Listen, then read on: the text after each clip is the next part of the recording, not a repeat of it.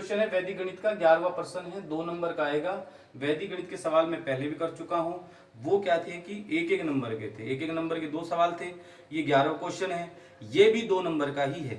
ठीक है, तो एक एक नंबर के भी दो ये, तो कुल मिलाकर के वैदिक गणित कितना है, 4 नंबर का है। इस बार ज्यादा चांस ध्वजांक विधि के हैं 2 नंबर में। ध्वजांक विधि मैं आपको वही क्वेश्चन करा रहा हूं जो इस बार आने के ज्यादा चांस हैं, और पेपर होंगे बोर्ड परीक्षा वाले, पक्का है। आप बेफिक्र रहें, आप वीडियो देखते रहें, आपको हर बात समझ में आएगी। अब देखिए ध्वजांक विधि से हम कैसे करते हैं। एक बात और कह दूं, मैं किसी वीडियो में नहीं कहता, आप मेरी वीडियो को लाइक और सब्सक्राइब जरूर करें। ठीक है, अब जरा यहाँ देखो, आप ध्वजांक विधि के द्वारा अपन कैसे भाग करते हैं। यहाँ देखेंगे, ऐसे लाइन करनी है आपको। इसमें 3 खाने बनाने, पहले से आप देख ले, 3 बॉक्स बनाने हैं, 1 2 3। लाइन तो 2 ही खींचनी है अपने को। 73 लिखा है तो पहले बॉक्स के अंदर ये आएगा 7, ऊपर 3। फिर इसमें ऊपर लिखना आपको 38, 9, 8 और ये 2 बाहर। अब आप कहोगे 2 क्यों बाहर क्यों निकाला, ये इस 8 को भी साथ में ले लेते, तो जितना ऊपर होगा, जैसे ऊपर कितना है 3, तो जितना ऊपर होगा 3, क्या अंक तो एक ही है, एक अंक ऊपर है तो एक बाहर निकलेगा। ऊपर 2 अंक होते तो जैसे अपन इसको 112 से भाग करते, 112 से, या फिर सॉरी 912 ले लेते हैं, तो मैं यहाँ 9 लिख देता, ऊपर 12 लिख देता, तो कितने अंक आ जाते ऊपर 2, तो हम 2 अंक तीसरे खाने में, तीसरे बॉक्स के अंदर लेके चलते। ठीक है, तो इस टाइप से हम इसको लेके चलते हैं। कुछ नहीं करना है, एक लाइन ऐसे करनी है, ऊपर लिखने हैं शेषफल, ऊपर लिखने हैं शेषफल, नीचे लिखने हैं भागफल। ये थोड़ा सा अपने को ध्यान रखना है, यहाँ शेषफल लिखने हैं और यहाँ पर भागफल लिखने हैं। शुरुआत करते हैं। भाग आपको 73 से नहीं करना, इसमें यही मजेदार बात है। भाग आपको किससे करना है, 7 से करना है। ठीक है, अब देखिए नंबर 1 में 7 से आप भाग करोगे तो किसको भाग करोगे, 38 को। तो 38 को अपन किससे भाग कर रहे हैं, 7 से।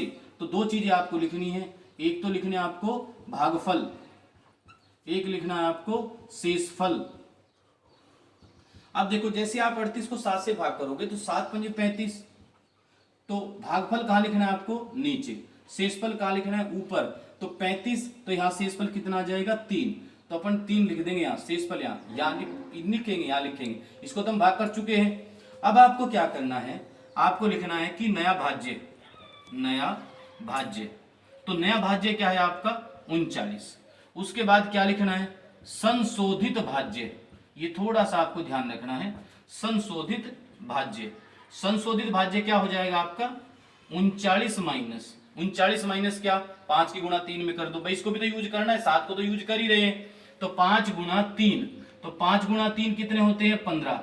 तो 39 माइनस 15, 39 में से 15 घटाएंगे तो कितने बचेंगे, 24। अच्छा, अब आप नंबर 2 पर आ जाओ।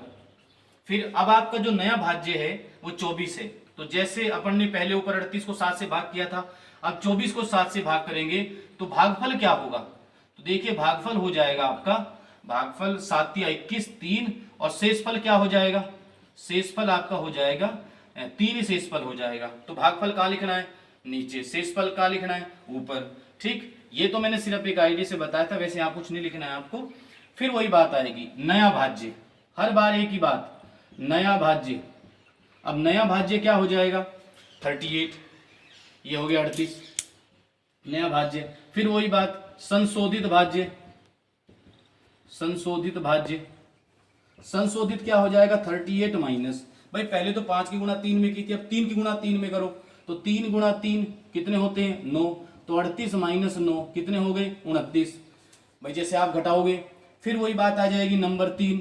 हर बार एक ही स्टेप चलते हैं, भाग किया, भागफल शेषफल लिखा, नया भाज्य संशोधित भाज्य, भाग किया, भागफल शेषफल लिखा, नया भाज्य संशोधित भाज्य। फिर वही 29 को आप किससे भाग करोगे, 29 को आप फिर वो 7 से भाग करोगे, फिर वही बात है, भागफल 7 चौक 28, शेषफल कितना बचेगा, 1। तो 4 तो आ जाएगा यहाँ, और 1 चूंकि देखो 38 तो हो चुका है, 1 लिखोगे आप यहाँ, तो आप क्या लिखोगे फिर, नया भाज्य 12, संशोधित भाज्य 12 माइनस 3 गुणा 4, या 4 गुणा 3 लिख सकते हैं, बात तो एक ही है, 4 गुणा 3। अब 12 माइनस 12 बराबर कितना आ गया, 0। तो संशोधित भाज्य ही आपका शेषफल होगा। वैसे भी जो थर्ड पार्ट में हम चलते हैं तो यहाँ जो आता है उसको आप नया भाज्य बोल जरूर रहे हैं, गलत नहीं है, बिल्कुल बेस्ट है, सही है। और परंतु यह होता शेषफल ही है, तो संशोधित भाज्य जो भी यहाँ बचता वो शेषफल माना जाता। क्यों? क्योंकि हम थर्ड पार्ट में पहुंच चुके थे, तो शेषफल 0 बच गया, बस। तो आपका आंसर आ गया। तो भागफल क्या है? कुल मिलाकर के जब आप इस संख्या को इस संख्या से भाग देते हैं तो भागफल क्या आएगा? 534। तो आप यहाँ डायरेक्ट बाद में लिख दोगे, इसलिए भागफल इज इक्वल टू 534 और शेषफल 0, क्योंकि जब आप लास्ट में यहाँ शेषफल क्या आया? 0 आ गया, तो शेषफल तो 0 आ जाएगा। और भागफल क्या है? 534, क्योंकि ये थर्ड पार्ट जो होता है वो शेषफल का ही होता है। तो यहां मैं लिख देता हूं, बल्कि 0 की जगह शेषफल 0, शेषफल इज इक्वल टू 0। ठीक है, ओके। अगला सवाल देखते हैं। बंद आएगा 12वां क्वेश्चन। 11 तक तो हो ही गए थे। ये पेपर में 12वां क्वेश्चन है। 12वां कितने आएगा? 2 नंबर का। और ये उसी चैप्टर से लिया गया है जो आपका दूसरा चैप्टर है, एलसीएम और एचसीएफ ज्ञात करना, जो कि मैंने थोड़ा सा आपको पहले बताया भी था। और इजी भी है। देखो क्या है, यदि संख्या 408 तथा 1032 के महत्तम समाप्त वर्तक मतलब एचसीएफ को 1032x माइनस 408x से व्यक्त किया जाता है तो x का मान ज्ञात कीजिए। देखो मैं आपको इस सवाल के अंदर एक साथ 2 विधि बताऊंगा। एक तो यूक्लिड विभाजन प्रमेयिका वाली विधि, उसकी भाई एलसीएम और एचसीएफ कैसे ज्ञात करते हैं वो बता दूंगा इसी सवाल के अंदर। देखो कैसे हल। आपको सबसे पहले तो 408 और 1032 का एचसीएफ ज्ञात करना है। जब आप ज्ञात कर लो तो उसको इसके इक्वल लिखना है, एक्स का मान आ जाएगा। अब देखिए 1032 और 408 में बड़ी संख्या कौन सी है? ये वाली बड़ी है। फिर हम लिखेंगे यूक्लिड विभाजन प्रमेयिका से। देखो रियलिटी तो ये होती है, जो यूक्लिड विभाजन प्रमेयिका है इसमें आप जब भी फॉर्मूला यूज करें तो एक काम कर लें, छोटा सा रफ कार्य जरूर कर लें आप। रफ कार्य क्या, मैं यहाँ पर आपको करके बता देता हूँ। जब भी आप ये विधि यूज करें, क्या लिखा हुआ? 1032, तो हमने यहाँ क्या लिखा? 1032। इसको आप 408 से भाग करें, 408 से भाग करें। तो जैसे आप इसको 408 से भाग करोगे तो कितनी बार पाड़ा पढ़ा जाएगा? 2 बार। तो कितना हो जाएगा? ये हो जाएगा 816। कितने बचेंगे? ये हो गए 12, 12 में से 6 गए, बचे 6। ठीक है, 2, 2 में से क्या बचा? 1, यहाँ बचेंगे 2, 216। फिर 216 से भाग कर दो, कुछ नहीं करना है। जैसे आपने 408 से 1032 को भाग किया, 216 आया। 216 को आप यहाँ रखेंगे, वापस यहाँ 408 लिख देंगे। कितनी बार? 1 बार जाएगा, 216 आ जाएगा। कितना बचेगा? यहाँ हो गए कितने? 8, 8 में से 6 गए, बचे 2। यहाँ दाई ले लिया आपने, तो यहाँ हो गए 10, 10 में से क्या बचे? 9, यहाँ 1 बचेगा, 192। फिर 192 को आप किससे, यहाँ पर कितना लिखोगे? 216। कितनी बार भाग जाएगा? 1 बार जाएगा। तो यहाँ पर हम क्या लिख देंगे? 192। 192 घटाओगे तो 6 में से 2 गए, बचे 4। और 4 बचने के बाद 11, 11 में से 2 गए, बचे 2। कितना बच गया? 24। 24 को आप किससे भाग करोगे? 192। कितनी बार जाएगा? 8 बार। 192 कितना बच गया? 0। है कुछ नहीं। देखो मैं आपको कुछ कैसे बताऊं। 1032 को आपने किससे भाग किया? 408 से। उस पर ध्यान मत दो। शेषफल जो बचा है उस शेषफल से वापस 408 को भाग दो। शेषफल जो बचा उससे वापस 216 को भाग दो। शेषफल जो बचा उससे वापस 192 को भाग दो। जब तक शेषफल 0 नहीं बचे तब तक भाग देते रहो। अब देखो 1, 2, 3, 4, मैं 4 स्टेप चलूंगा। अब देखो कैसे स्टेप चलते हैं। यूक्लिड विभाजन प्रमेयिका से पहला स्टेप क्या होगा? 1032 बराबर अभी मैंने 408 से भाग दिया था, तो यहाँ आपको लिखना है 408 गुणा 2 प्लस 216। अब ये कहां से आया? 408 गुणा 2, ये रहा 408 गुणा 2 प्लस 216। क्योंकि रियलिटी ये है, यूक्लिड विभाजन प्रमेयिका a बराबर बी क्यू प्लस आर होती है। a बराबर बी क्यू प्लस आर होती है, जिसमें हम हिंदी में बोलते हैं भाज्य बराबर भाजक इंटू भागफल प्लस शेषफल। तो भाजक इंटू भागफल प्लस शेषफल, ये वाली प्लस शेषफल है भाजक, तो भाज्य बराबर भाजक इंटू भागफल प्लस शेषफल। ये भागफल है, ये भाज्य है, ये भाज्य है। भाज्य बराबर भाजक इंटू भागफल प्लस शेषफल। तो ये वाली कंडीशन है, इसी को हम यूक्लिड विभाजन प्रमेयिका बोलते हैं। अब आपको क्या करना होता है? शेषफल शून्य नहीं बचा है तो अपन यहाँ लिखेंगे शेषफल शून्य नहीं है। शेषफल शून्य नहीं है।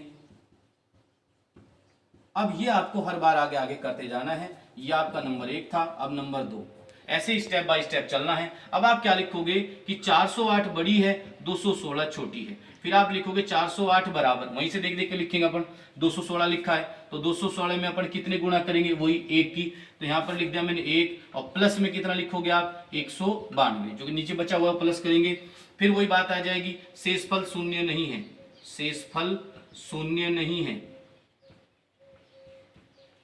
अच्छा, एक बात और ध्यान रखेंगे, जब आप ये लिखते हैं शेषफल शून्य नहीं है, ठीक है, तो यूक्लिड विभाजन वापस लिखते हैं आप, यूक्लिड विभाजन से, ठीक। अब फिर वापस आपका थर्ड स्टेप आ जाएगा। थर्ड स्टेप के अंदर मैंने बताया फोर्थ स्टेप चलोगे, क्योंकि मैंने कितनी बार भाग किया है, 1 2 3 4, 4 बार भाग किया है, तो 4 स्टेप चलने अपने को। अब हम यहाँ क्या लिखेंगे, 192, 1 मिनट, 216 बड़ा है 192 से, फिर वापस वही बात आ जाएगी, 216 बराबर 192 गुणा 1 और प्लस 24, ठीक है, प्लस 24 आ जाएगा। तो हम यहाँ क्या लिखेंगे, शेषफल शून्य नहीं है, एक मिनट, शून्य नहीं है, तो हम यहाँ क्या लिख देंगे, जब शेषफल शून्य नहीं है तो इसलिए यूक्लिड से, यूक्लिड विभाजन से, जब यूक्लिड विभाजन से, फिर वही बात आ जाएगी कि 192 बड़ा है 24 से, फोर्थ स्टेप, तो हम यहाँ क्या लिख देंगे, 192 बराबर 24 गुणा 8 प्लस 0, शेषफल शून्य है, शेषफल शून्य है। इसलिए HCF शेषफल किसकी वजह से शून्य आया, शेषफल 24 की वजह से आया, 24 से भाग किया तो शेषफल शून्य आ गया, तो 24 की वजह से आया, तो HCF क्या होगा, 24। अब ये कह रहा है सवाल के अंदर कि जो इसका HCF है वो ये है, जब ये HCF है तो हम क्या लिखेंगे, इसलिए प्रश्नानुसार 1032x माइनस 408 गुणा 5 बराबर 24, तो 1032x बराबर 24 प्लस, अब इनकी गुणा कर देंगे आप, 8 पंजे 40 और 5 चौक 20, अब आप इसको जोड़ दोगे तो ये हो जाएगा, जब आप जोड़ोगे तो 20 64, तो ये x बराबर क्या आ जाएगा, 20 64 बटे 1032 बराबर 2, क्योंकि 1032 दूनी होती है 20 64, तो इसलिए x का मान क्या हो जाएगा, 2 ANS, ठीक है। अगली वीडियो के अंदर मैं आपको इसका भी होमवर्क और पहले वाले क्वेश्चन का भी होमवर्क बता देता हूं, ठीक है, बल्कि एक साथ ही आ जाएगा, ठीक है, धन्यवाद। 12वां देखा, 11वां और 12वां क्वेश्चन मैंने अभी किए थे, तो 11वां क्वेश्चन तो अपना किससे था, वैदिक गणित से था, और 12वां क्वेश्चन किससे था, एलसीएम और एचसीएफ ज्ञात करना, ठीक। तो दोनों ही 2-2 नंबर के आते हैं। ये 2 होमवर्क मैं आपको दे रहा हूँ, आप थोड़ा सा करके देखेंगे, ठीक है। क्या होमवर्क है, देखो भाग दीजिए 12345 भाग 91 सूत्र ध्वजांक विधि से, वो का वही सिस्टम करना, आप लोगों को कुछ नहीं करना, यहाँ 9 लिखना है, यहाँ 1 लिखना है, ऐसे लाइन करनी है, 12 3 4 यहाँ लिखना है, 5 बाहर, 9 से भाग करना है, और वही सिस्टम आप लागू करोगे, ठीक है। अच्छा, वैसे एक बात और बताऊं, जैसे कोई भी सवाल हो वैदिक गणित का, आप पहले नॉर्मल कर लो उसको, जैसे कहते हैं कि निखिलम विधि से गुणा कीजिए, इससे एकाधिकन पूर्वेण से गुणा कीजिए, या फिर ध्वजांक विधि से भाग कीजिए, तो इस टाइप से आप पहले नॉर्मल गुणा भाग कर लो ना, और करने के बाद देख लो शेष पर भाग पर क्या बचता है, उसी शेष का बचेगा, बाकी कुछ भी नहीं है, ठीक है। आगे चलते हैं, देखिए दूसरा क्वेश्चन एलसीएम एचसीएफ से संबंधित है। वह बड़ी से बड़ी संख्या ज्ञात करो जिससे 2053 और 967 को विभाजित करने पर शेषफल क्रम से 5 तथा 7 प्राप्त हो। बहुत इजी है, आपको करना क्या है, ये कह रहे ना वह बड़ी से बड़ी, अब बड़ी से बड़ी क्या होती है, HCF, highest common factor. Reality तो ये है बड़ी से बड़ी संख्या कोई HCF से तो उल्टा छोटी संख्या आती है, पर जब सवाल के अंदर यूं आता है बड़ी से बड़ी संख्या ज्ञात करो, तो आपको HCF ही ज्ञात करना है। HCF भी क्या, ये कह रहा है कि शेषफल 5 तथा 7 प्राप्त हो, 5 और 7 प्राप्त हो, तो शेषफल ये बचेगा। इसका मतलब पहले आप 2053 में से 5 घटाएं, 967 में से 7 घटाएं, घटाने के बाद जो भी संख्याएं आएंगी फिर आप उनका HCF ज्ञात कर दीजिए। अभाज्य विधि से कीजिए या फिर यूक्लिड विभाजन प्रमेयिका से कीजिए, HCF ज्ञात कर दीजिए। अच्छा, एक विशेष बात, यूक्लिड विभाजन प्रमेयिका से केवल HCF ही ज्ञात किया जाता है, एलसीएम ज्ञात नहीं किया जाता, ये थोड़ा सा ध्यान रखेंगे, ठीक है। HCF तो आप इस सवाल में 2053 में से 5 घटाएंगे, 967 में से 7 घटाएंगे, जो अंक आएंगे, जो संख्या आ जाएंगी, उनका आपको एचसीएफ ज्ञात करना है। आपके पास दो विधियां हैं, अभाज्य गुणनखंड विधि और युक्लिड विभाजन प्रमेय का, जो कि मैंने अभी इस पहले वाले सवाल में करके आपको बताया था। ठीक है, थैंक यू। अगले वाले सवाल आपको मिलते रहेंगे, बस लाइक और सब्सक्राइब जरूर करें। ठीक है।